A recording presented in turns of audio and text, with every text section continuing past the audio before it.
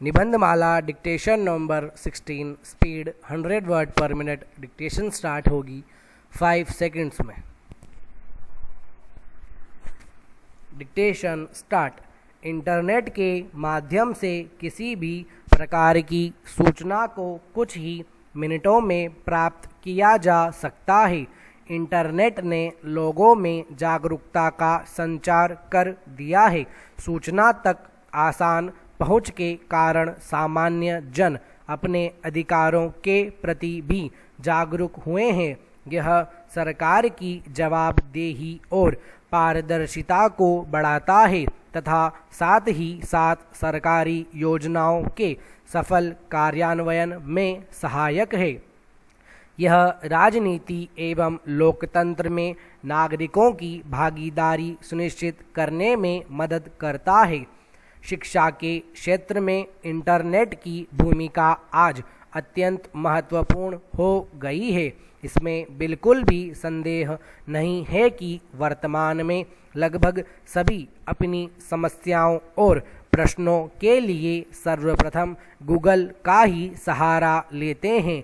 Internet पर लगभग सभी विषयों की बहुत सारी जानकारी उपलब्ध है, जिसे आवश्यकतानुसार कभी भी खोजा जा सकता है। देश में शिक्षा के समक्ष जो सबसे बड़ी बाधा है वह शिक्षा की लागत है, किंतु इंटरनेट ने इस बाधा को काफ़ी हद तक कम कर दिया है। साथ ही इंटरनेट के माध्यम से तत्काल एवं गुणवत्तापूर्ण शिक्षा प्राप्त की जा सकती है। इंटरनेट ने शिक्षक और विद्यार्थियों के मध्य संचार को सुगम बनाने का कार्य किया है। पैरा। विगत कुछ वर्षों में कई निजी और सरकारी सेवाओं का डिजिटलाइजेशन किया गया है और जिनमें से कुछ तो सिर्फ ऑनलाइन ही उपलब्ध हैं, जिसके कारण उन लोगों को असमानता का सामना करना पड़ता है जो डिजिटली निरक्षर हैं। विश्वसनीय सूचना, आधारभूत ढांचे और डिजिटल साक्षरता की कमी से उत्पन्न होने वाला डिजिटल विभाजन सामाजिक और आर्थिक पिछड़ेपन का कारण हो सकता है। डिजिटल विभाजन को पूरे भारत के सामाजिक आर्थिक स्पेक्ट्रम अर्थात ग्रामीण और शहरी भारत, अमीर और गरीब भारत की जनसांख्यिकीय प्रोफाइल के बीच देखा जा सकता है। वर्तमान में भारत में डिजिटल साक्षरता की दर 20% से कम है। पैरा।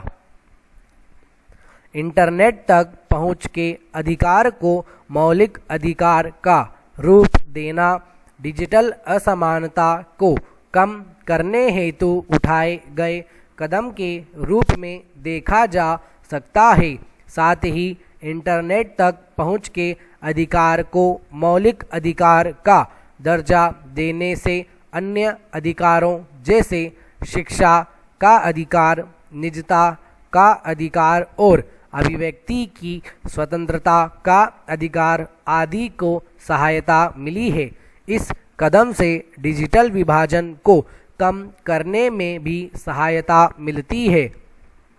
ध्यातव्य है कि संयुक्त राष्ट्र ने वर्ष 2016 में इंटरनेट तक पहुंच के अधिकार को मौलिक अधिकार के रूप में मान्यता देने की घोषणा की थी और साथ ही कहा था कि इंटरनेट से लोगों को पृथक करना मानवाधिकारों का उल्लंघन और अंतर्राष्ट्रीय कानूनों के विरुद्ध है।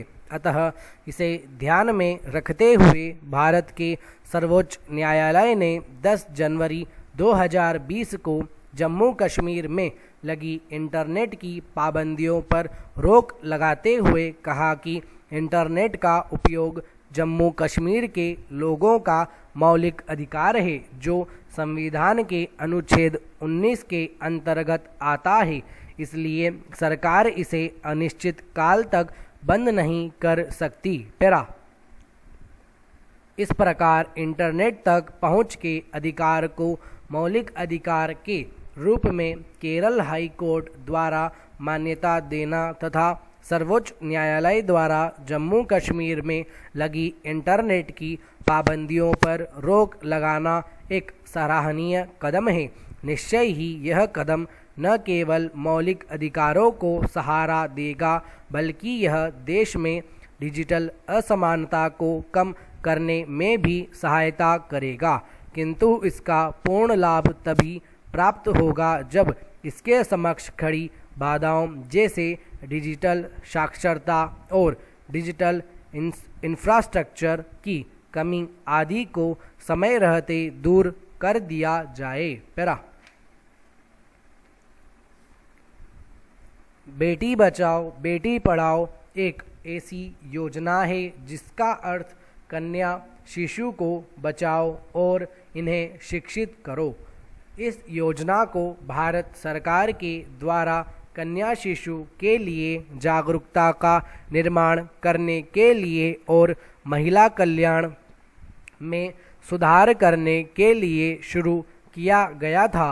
बेटी बचाओ बेटी पढ़ाओ योजना महिला एवं बाल विकास मंत्रालय, स्वास्थ्य मंत्रालय और परिवार कल्याण मंत्रालय एवं मानव संसाधन विकास मंत्रालय की एक संयुक्त पहल है। लड़कियों की सामाजिक स्थिति में भारतीय समाज में कुछ सकारात्मक बदलाव लाने हेतु इस योजना का प्रारंभ किया गया है।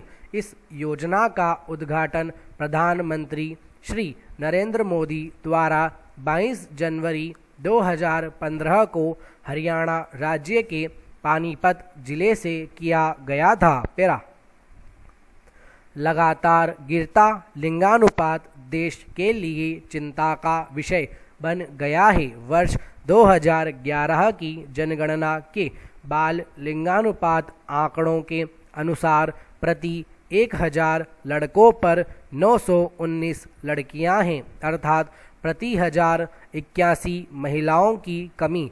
यद्यपि यह राष्ट्रीय औसत है, लेकिन हरियाणा जैसे कई राज्यों में यह अनुपात और भी कम है। वर्ष 1981 की जनगणना के अनुसार 6 वर्ष की उम्र तक के 1000 लड़कों पर लड़कियों की संख्या 962 थी, लेकिन वर्ष 1991 की जनगणना में यह मात्र 945 रह गई। वर्ष 2001 में तो यह आंकड़ा प्रति 1000 लड़कों पर 927 लड़कियों तक सिमटकर रह गया था। देश के 328 जिलों में 1000 लड़कों के मुकाबले लड़कियों की संख्या 950 से कम है। इसकी सबसे बड़ी वजह भारत का पितृसत्तात्मक समाज और बेटियों पर बेटों को महत्व देने की पुरानी परंपरा है। इसकी वजह से गर्भ में कन्याओं की हत्या तक की जाती रही है। एक सर्वे के आंकड़ों के अनुसार देश में प्रतिवर्ष 6 लाख से अधिक कन्याएं गर्भ में ही मार दी जाती हैं। यूनिसेफ की एक रिपोर्ट के अनुसार भारत में सुनियोजित लिंग भेद के कारण भारत की जनसंख्या से लगभग 5 करोड़ लड़कियां गायब हैं। संयुक्त राष्ट्र का कहना है कि भारत में अवैध रूप से अनुमानित तौर पर प्रतिदिन 2000 अजन्मी कन्याओं का गर्भपात किया जाता है। अतः संयुक्त राष्ट्र ने यह चेताया है कि भारत में बढ़ती कन्या भ्रूण हत्या जनसंख्या से जुड़े संकट उत्पन्न कर सकती है, जिससे लिंगानुपात के और भी असमान होने की संभावना बनेगी।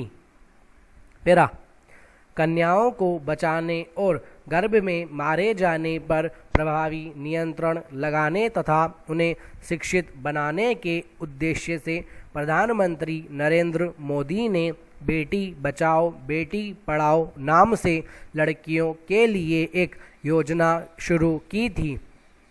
इसका आरंभ हरियाणा के पानीपत में 22 जनवरी 2015 को किया गया था।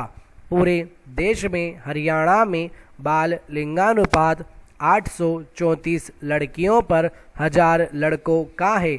इसी वजह से इसकी शुरुआत हरियाणा राज्य से की गई। लड़कियों की दशा में सुधार लाने के लिए देश के 100 जिलों में से प्रभावशाली ढंग से लागू किया गया था। आगे चलकर 10 फरवरी 2016 को महिला एवं बाल विकास मंत्रालय द्वारा इस योजना को विस्तारित कर 61 अतिरिक्त जिलों में लागू कर दिया गया। वर्तमान में यह योजना पूरे देश में लागू की जा चुकी है। पैरा सबसे कम लिंगानुपात होने की वजह से हरियाणा के 12 जिले अंबाला, कैथल, पानीपत, यमुनानगर, सोनीपत, रेवाड़ी, भिवानी, रोहतक, करनाल, झज्जर, महेंद्रगढ़ और कुरुक्षेत्र चुने गए। जिन 100 जिलों को बेटी बचाओ बेटी पढ़ाओ योजना के अंतर्गत चुना गया, उनमें वर्ष 2011 की जनगणना के अनुसार 23 राज्यों के 57 जिलों में बाल लिंगानुपात राष्ट्रीय औसत से कम है। इसी तरह 8 राज्यों में 8 जिले ऐसे हैं जिनका बाल लिंगानुपात राष्ट्रीय औसत के अनुसार तो है, लेकिन उनके यहाँ लड़कियों की संख्या में गिरावट देखी जा रही है। इसी तरह 5 जिले ऐसे हैं जहाँ बाल लिंगानुपात राष्ट्रीय औसत से अच्छा है।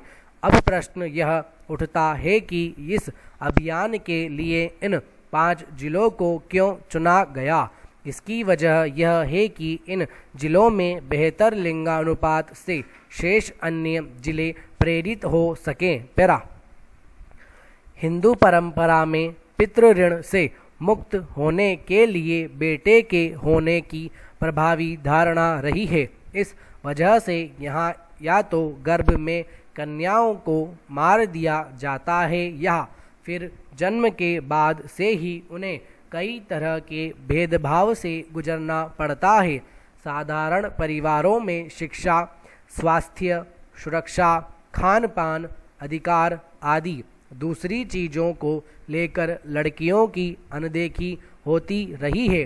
कहा जा सकता है कि सामाजिक और पारिवारिक तौर पर महिलाओं को सशक्त करने के बजाय असशक्त किया जाता रहा है।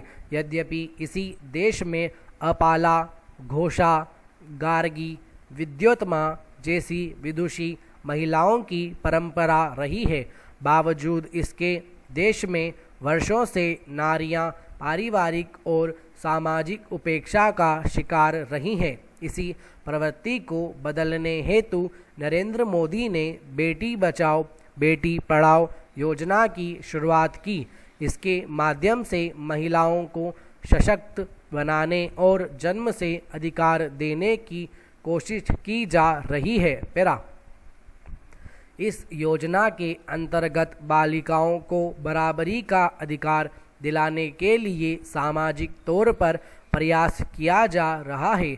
बालिकाओं के शैक्षिक विकास के लिए अभियान चलाया जा रहा है। इस योजना के अंतर्गत आम लोगों के बीच बच्चों के लैंगिक अनुपात में गिरावट और उससे पड़ने वाले प्रभावों को लेकर जागरूकता अभियान भी चलाया जा रहा है।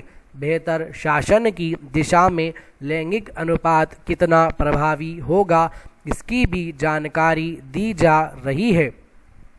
समन्वित अभियान और कार्यक्रमों के माध्यम से लैंगिक अनुपात में पिछड़े शहरों और जिलों पर विशेष ध्यान दिया गया है। पैरा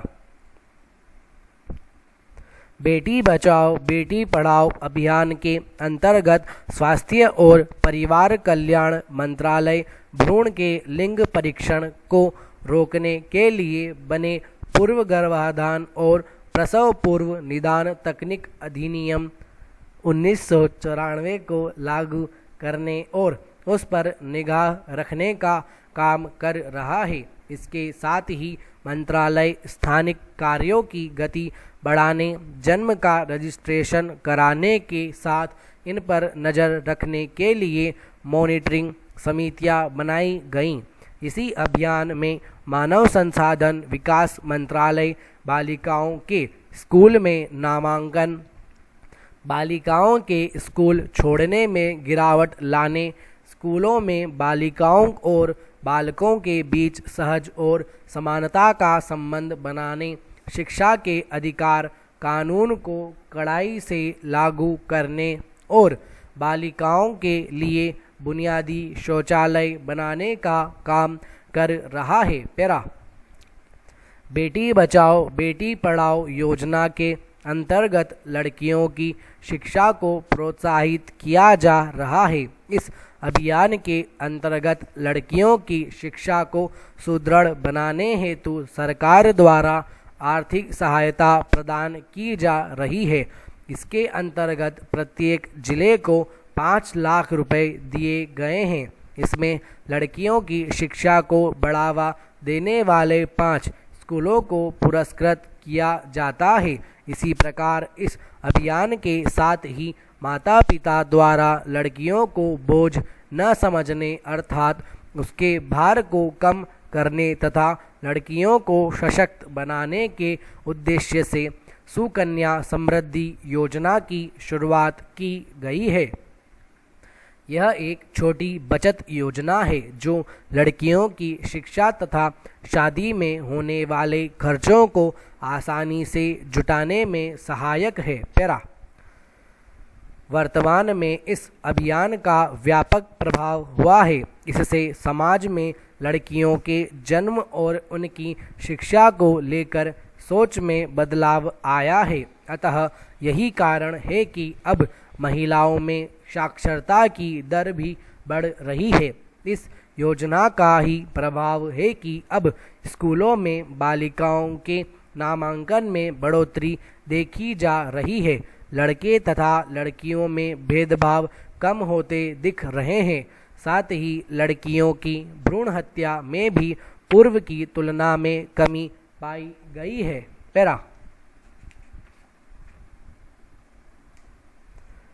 बालिका जन्म पर खुशी व उत्सव मनाना, अपनी बेटियों पर गर्व करना तथा बेटियों के बारे में पराया धन की मानसिकता का विरोध करना, लड़के और लड़कियों के बीच समानता को बढ़ावा देना। पैरा यह कहा जा सकता है कि बेटी को बचाने एवं उसे पढ़ा लिखा कर योग्य बनाने के लिए जब तक हम संवेदनशील नहीं होंगे तब तक हम अपना ही नहीं बल्कि आने वाली सदियों तथा पीढ़ी दर पीढ़ी एक भयानक संकट को निमंत्रण देंगे।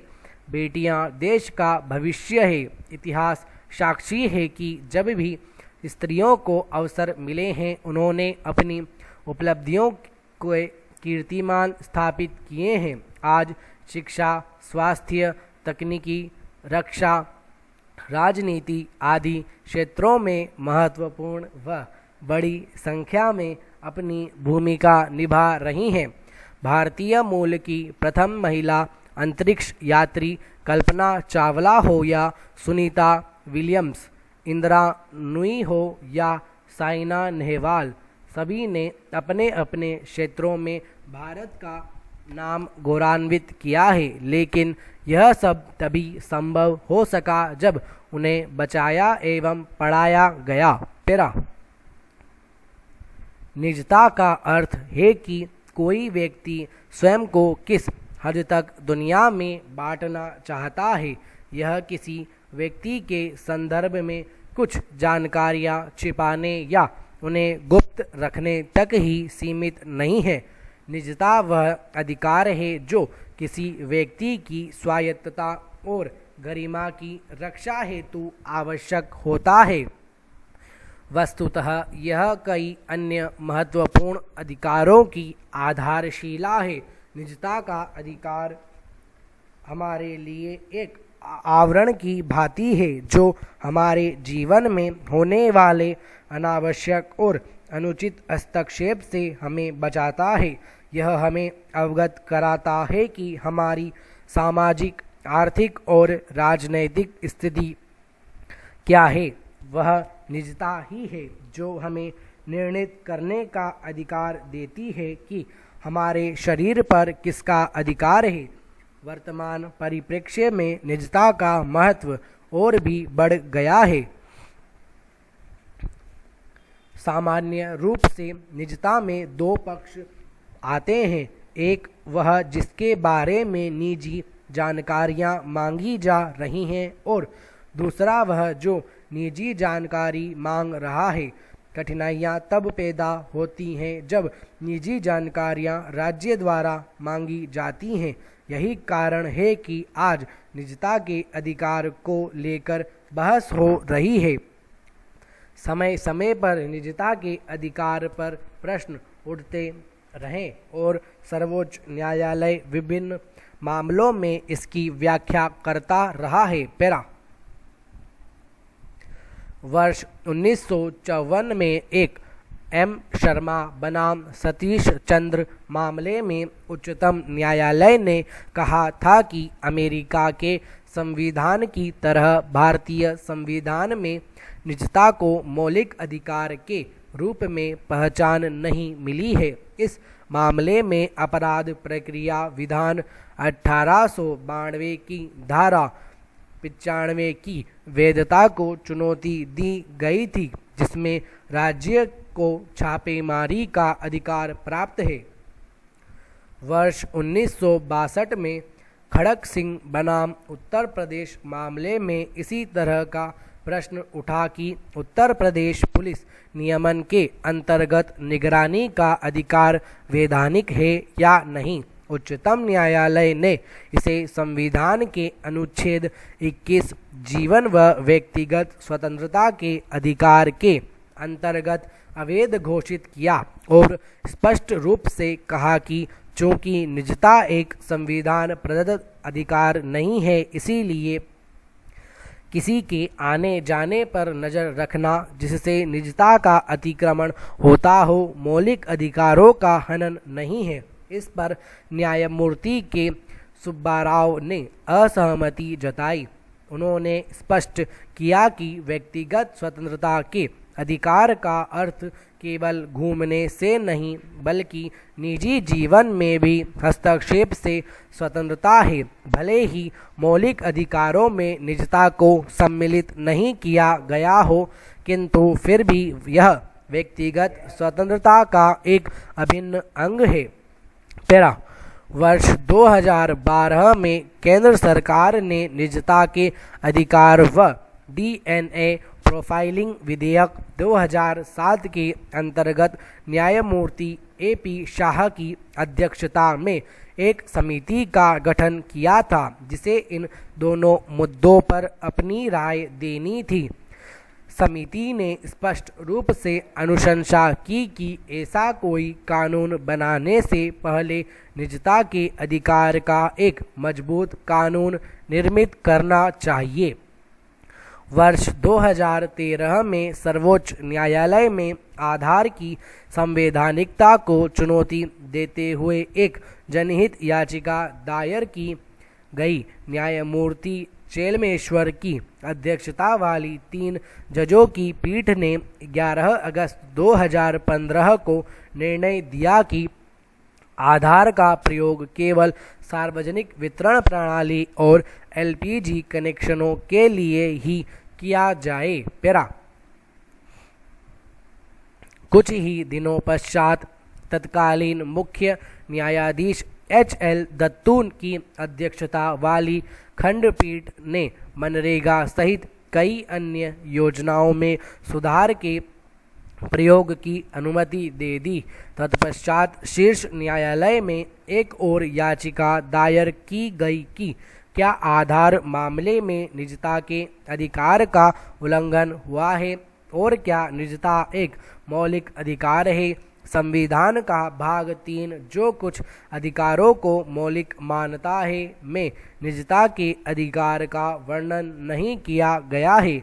इन सभी बातों का संज्ञान लेते हुए जुलाई 2017 में 9 जजों की संविधान पीठ ने मामले की सुनवाई आरंभ कर दी और निम्न बिंदुओं पर विचार शुरू किया। निजता के अधिकार का दायरा क्या हो? निजता का अधिकार सामान्य कानून द्वारा संरक्षित अधिकार है या एक मौलिक अधिकार?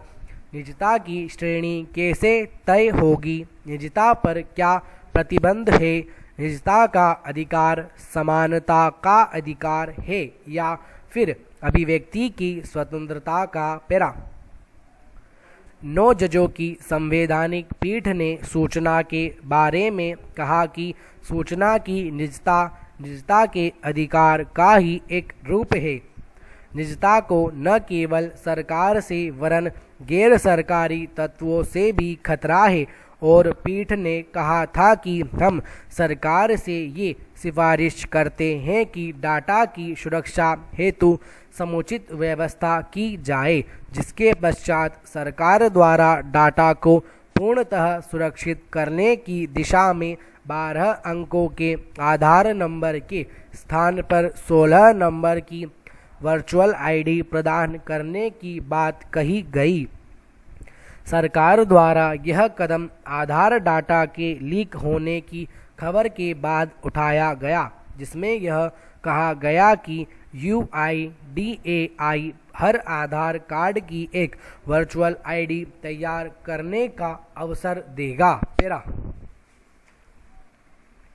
इससे व्यक्ति को अपने आधार डिटेल हेतु 12 अंकों के आधार नंबर के स्थान पर 16 नंबर की वर्चुअल आईडी देनी होगी, जिसे सभी एजेंसियों के लिए मानना बाध्यकारी होगा।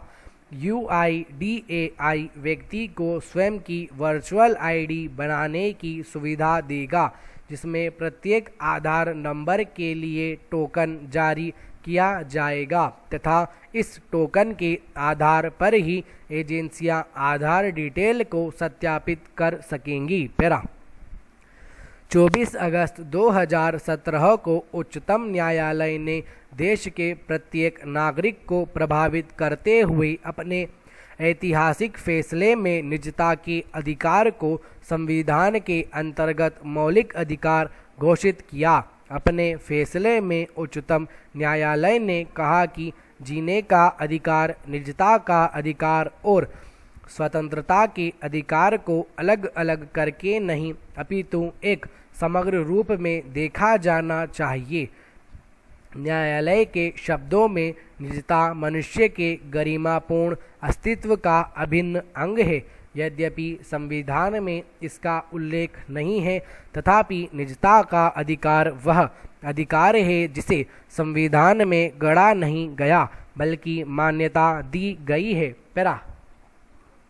निजता की श्रेणी को स्पष्ट करते हुए न्यायालय ने कहा कि निजता के अधिकार में व्यक्तिगत रुझान और पसंद को सम्मान देना, पारिवारिक जीवन की पवित्रता, शादी का फैसला जैसी बातें सम्मिलित हैं।